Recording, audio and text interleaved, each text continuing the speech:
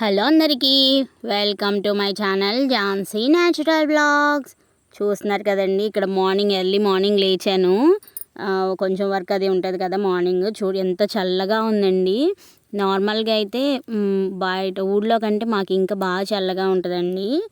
చూశారు కదా, ఎందుకంటే చుట్టూ చెట్లు ఉంటాయి కదండి. చూశారు కదండి, నేను లేచినప్పుడు ఎంత చీకటిగా ఉందో, సన్ ఎలా ఉన్నాడు, మూన్ ఎలా ఉన్నాడో చూశారు కదండి. సారీ, ఇంకా నేను లేచేసి లోపల బయట అంతా ఊడ్చేస్తున్నానండి. అంత మార్నింగే భలే చల్లగా, చాలా చల్లగా అనిపించిందండి.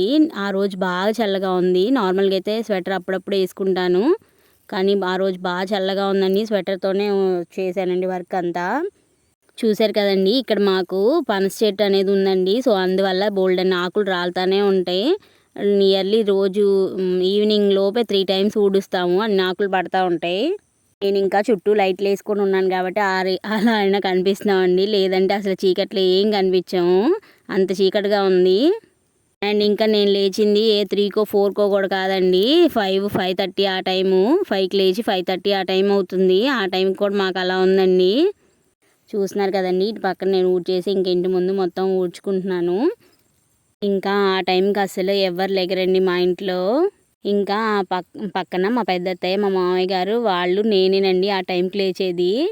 ఆ రోజు బయట అయితే ఫుల్ పొగమంచులాగా పడుతుందండి. నాకు ఆ రోజు గుర్తొచ్చింది. మా అమ్మ మా చిన్నప్పుడు ఏంటి ఇప్పటికి కూడా రోజు ఎర్లీ మార్నింగ్ ఇంత చలికాలం కూడా పొద్దున్నే లేచి ఈ పని అంతా చేసుకునేదండి. చదువుకోవడానికి కాకుండా ఊరికే బయట తిరగడానికి ఎప్పుడైనా లేచి బయటకు వస్తే మా అమ్మ అనేది, ఇంకా లేచి పని చేయాల్సిన రోజులు బోళ్ళు ఉన్నాయిలే అని చెప్పేసి అనేవాళ్ళండి. నాకైతే అదే గుర్తొచ్చిందండి ఆ రోజు. చూసారు కదండి, నేను లేచినప్పుడు చందమామ ఎలా ఉంది, ఇప్పుడు ఎలా ఉందో చూసారు కదండి. ఆ టైం అయిపోయింది. ఇంకా 5:30కి ఆ టైంకి ఎలా ఉందంటే 3:30, 4కి ఎలా ఉంటుందో చూడండి. ఎందుకంటే మాకు చెట్లు కదండి, చుట్టూ పామాయిల్ ఉండటం వల్ల తొందరగా తెల్లారినట్టు ఉండదు. ఇక్కడ చూసారు కదండి, మేము మా పామాయిల్ తోటలో కొబ్బరి చెట్లు ఉన్నాయని చెప్పాను కదా. కొబ్బరి చెట్ల దగ్గరికి వచ్చామండి కొబ్బరికాయల కోసం. బోల్డెన్ని కొబ్బరికాయలు ఆ చెట్లని కింద అంతా రాలిపోయి ఉంటాయండి.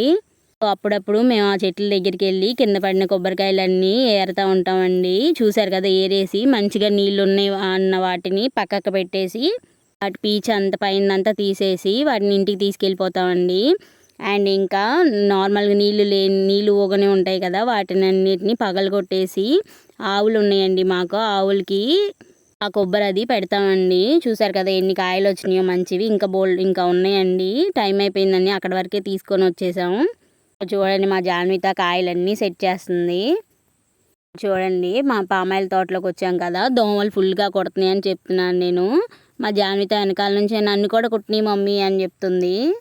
ఇట్లా మొలకొచ్చిన పువ్వు ఉన్న కాయని ఇలా పగలగొట్టారండి. దాని లోపల నుంచి చూడండి ఎలా వచ్చిందో. మా సైడ్ అయితే దాన్ని బురగుంజ అంటారండి. ఆ టేస్ట్ అయితే భలే ఉంటుంది కదండి. యాక్చువల్గా ఈ బురగుంజలు అవి తింటాం చాలామందికి చిన్నప్పుడు అలవాటు అని చెప్తారు.